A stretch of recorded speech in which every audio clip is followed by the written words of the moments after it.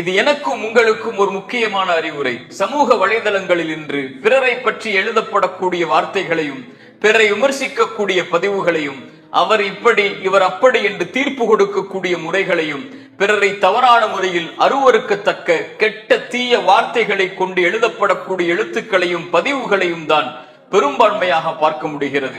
இதில் இறைவனை நம்பிக்கை கொள்ளக்கூடிய கூட்டமும் தங்களை உட்படுத்தி இருக்கிறது என்பதை பார்க்கும் போது கவலை அளிக்கிறது. இறை தூதர் சொன்னார்கள், நீங்கள் இறைவனையும் இறைவன் உங்களுக்கு உயிர் கொடுத்து எழுப்பப்படக்கூடிய நாளையும் நம்பிக்கை கொண்டவர்களாக இருந்தால் நீங்கள் பேசினால் நல்லதையே பேசுங்கள் அல்லது வாய் மூடி மௌனமாக இருங்கள் என்று சொன்னார்கள். ஒருவன் பிறரை பற்றி எழுதும் போது அவர்களுக்கு அது எந்த பாதிப்பையும் கொடுக்காது. தான் யார் என்பதைத்தான் அவன் எழுத்துக்கள் பதிவுகளின் மூலமாக மக்களுக்கு வெளிப்படுத்துவதாக ஆகும்.